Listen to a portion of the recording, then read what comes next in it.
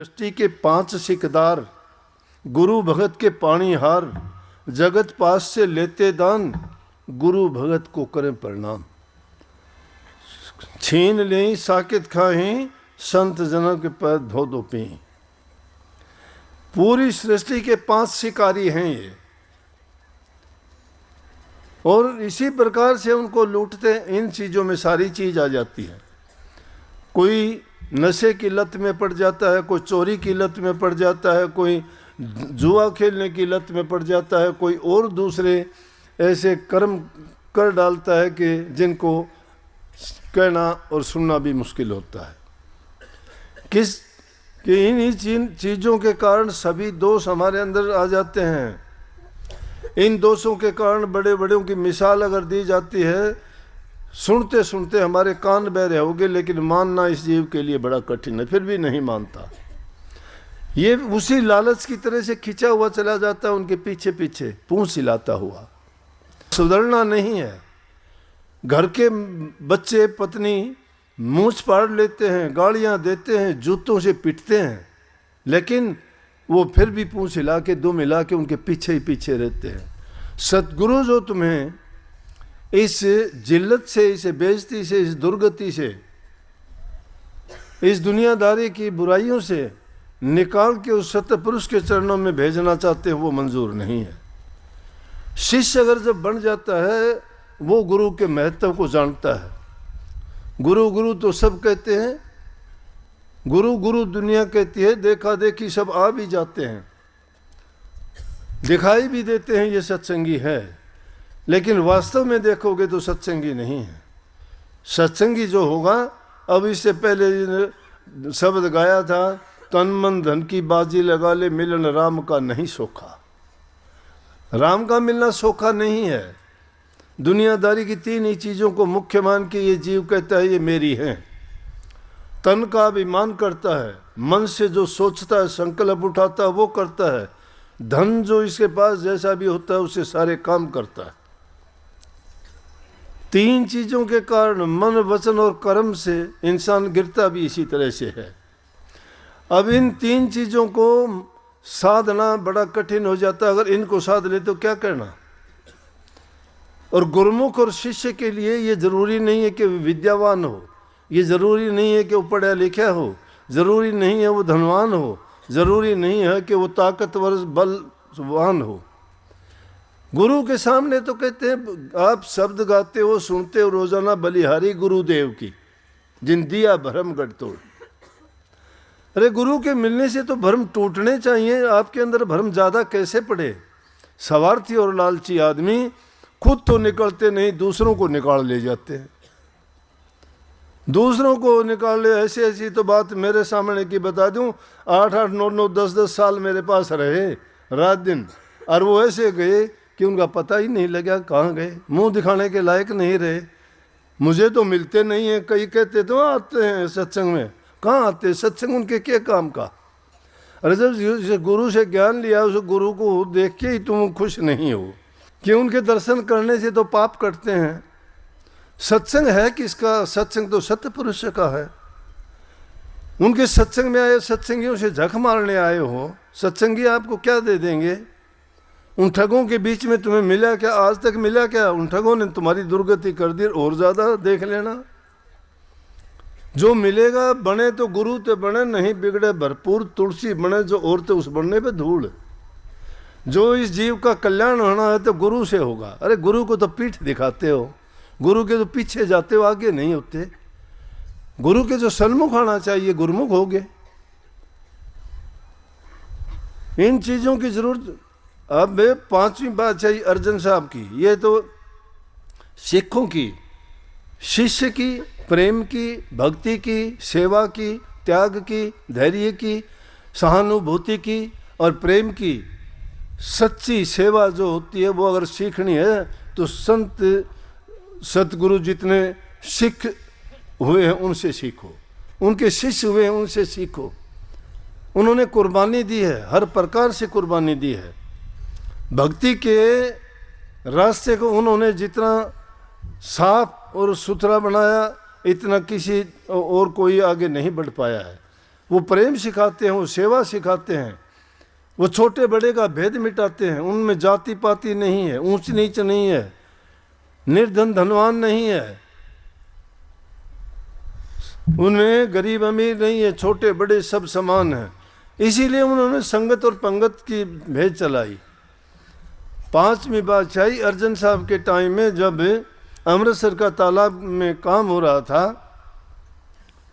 उस टाइम पे एक आया शिष्य बनने की बात बताता हूं मैं आपको। भक्ति करना तो बहुत आसान हो जाता है, 2 3 4 अक्षर का नाम बड़ा नहीं है, नाम में बड़ी शक्ति है, लेकिन उस नाम से पहले उस मूल को नहीं समझे नहीं जाने तो नाम क्या काम का आपका। ये जिन आंखों से दिखाई देता है सब धोखा है। इसीलिए कही कि सतगुरु बिन हमने देख लिया और कोई नहीं है।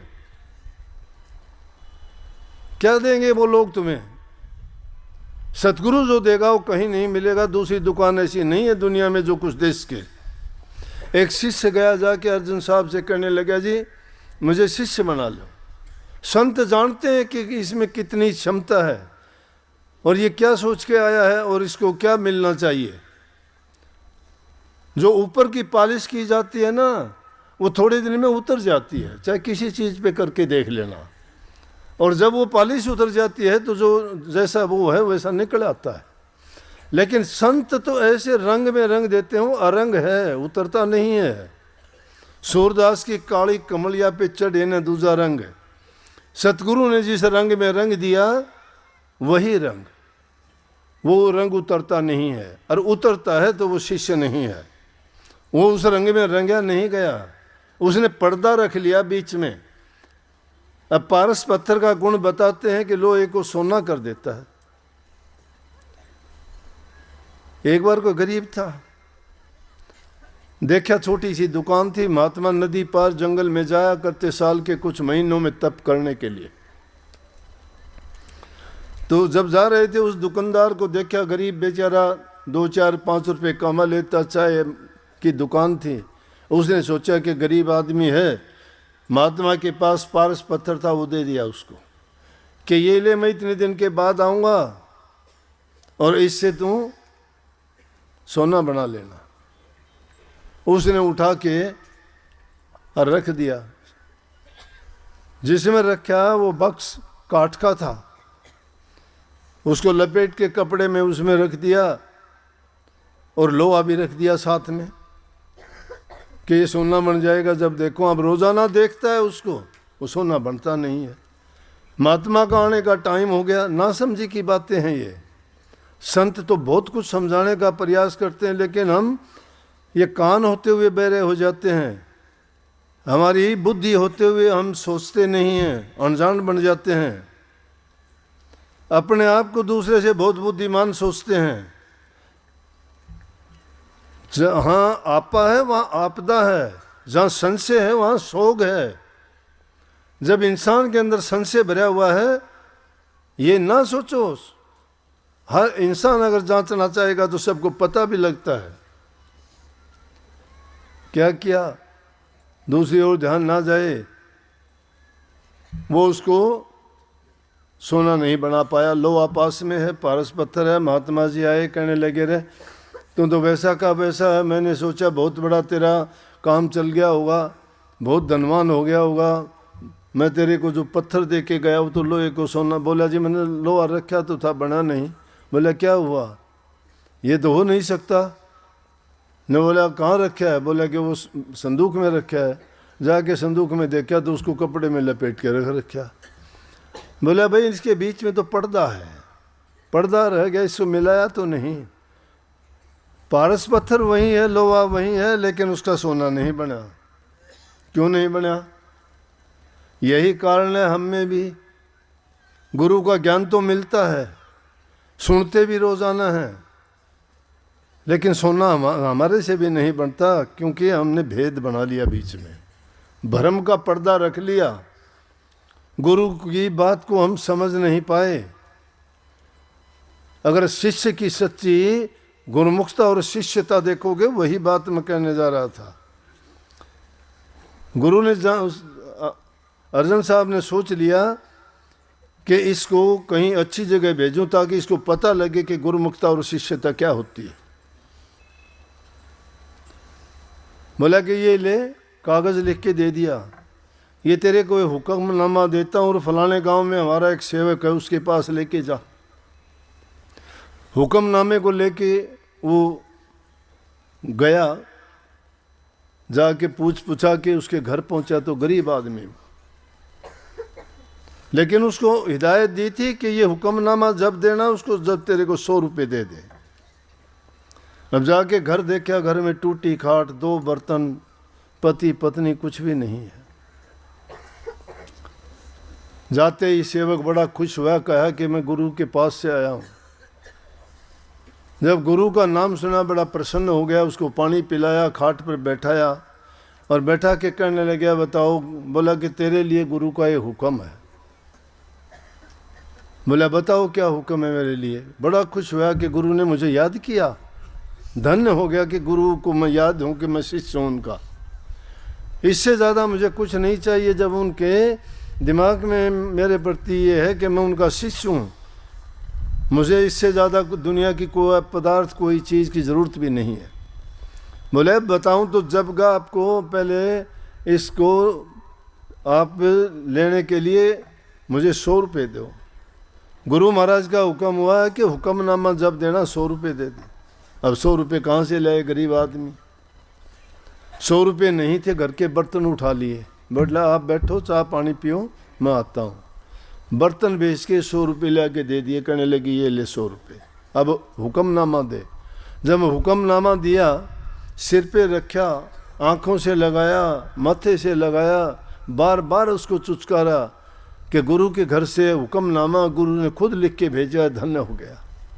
जब खोल के उसमें देखा तो लिखा था कि कार सेवा का काम चल रहा है अमृतसर में, 500 रुपये सेवा के भेजो। अब घर में जो कुछ था वो तो 100 रुपये में ही बिक गया था, 500 रुपये कहाँ से लाता। अब गुरु का हुक्म इनकार भी नहीं कर सकता। आजकल जैसा हमारा होता है, देखा देखी के जो शिष्य बनते हैं, ये तो मन में कुछ और करते कुछ हैं, कहते कुछ हैं, सुनते कुछ हैं। अपने स्वार्थ और लालच के पीछे बहुत लगे रहते हैं, दिखावा बहुत करते रहते हैं, बनावटी शिष्य हैं। सच्चा शिष्य अगर एक भी हो जाए तो दुनिया को त्याग देगा।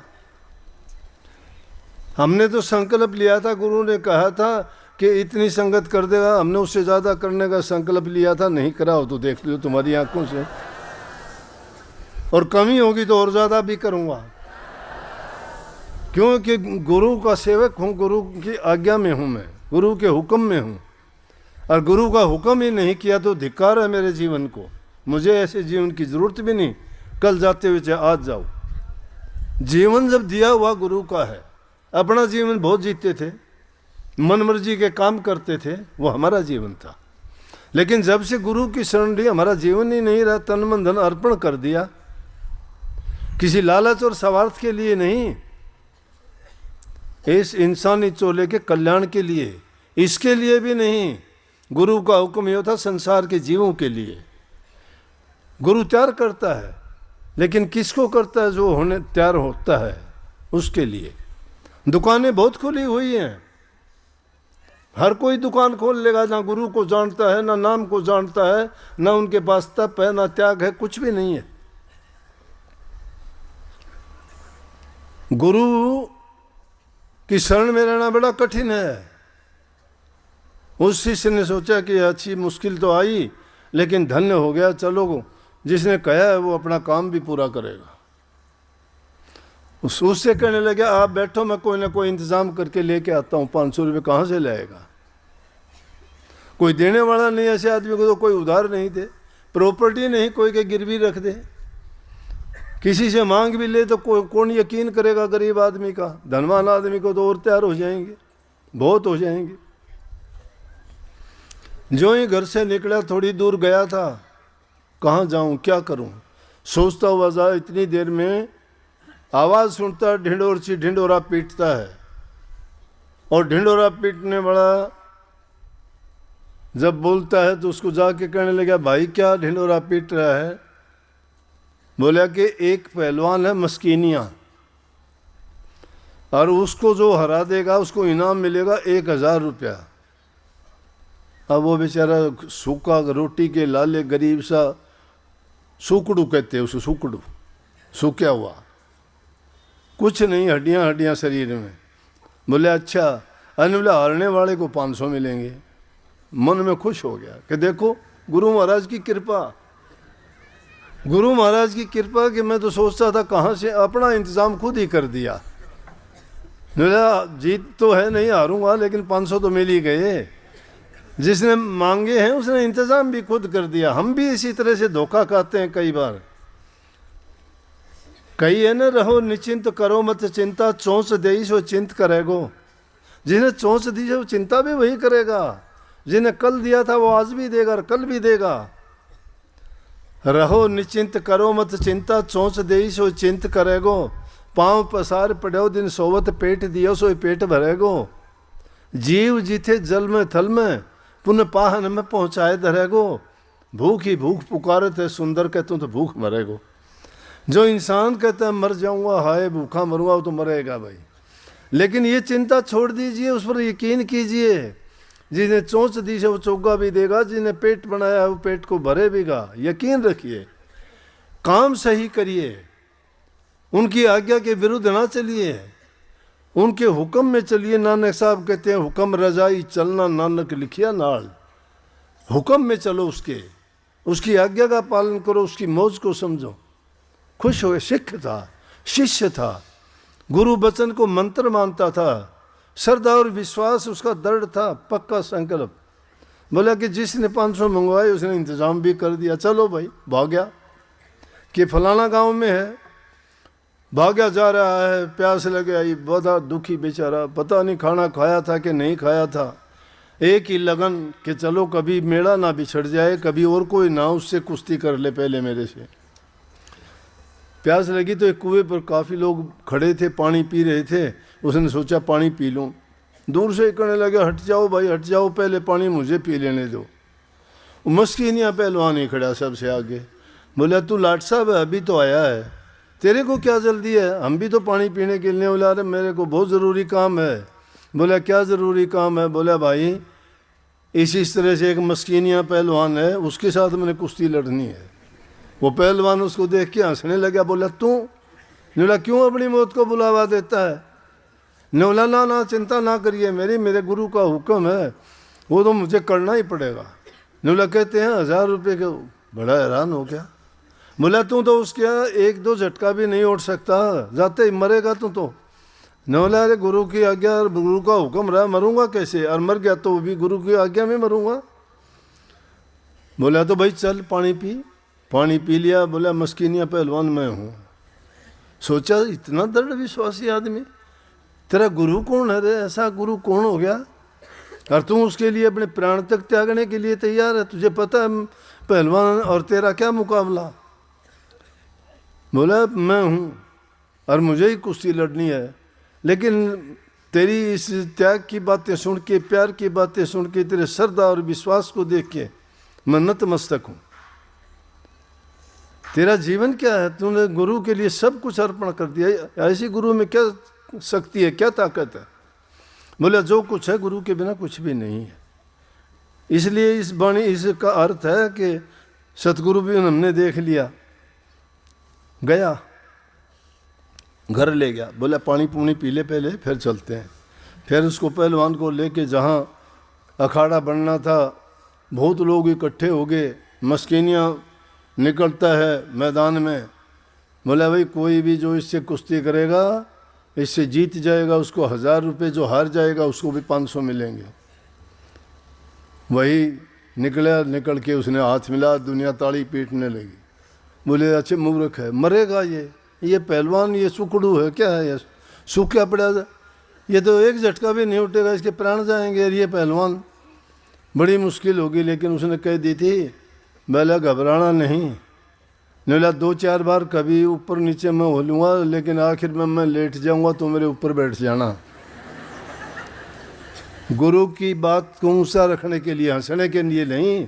सोचो कि उसकी कही हुई बात को, सुनी हुई बात के कारण ही उस आदमी में भी ऐसे विचार बदल गए कि एक आदमी अपने गुरु के लिए प्राण न्यौछावर करने के लिए तैयार बैठा है, तो कोई तो बात है।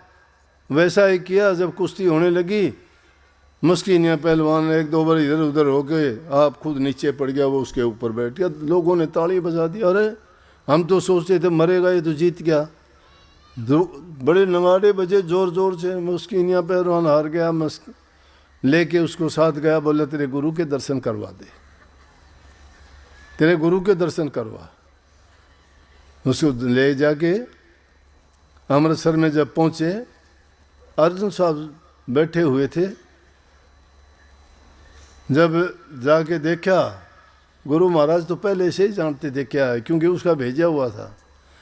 बोले पहले ही देख के कह दिया कि धन है मस्किनिया, तूने इसका जो लाज रखी है, परमात्मा तुझे जो है हर प्रकार से धन्य कर देगा। ये शिष्यता और गुरुमुखता होती है।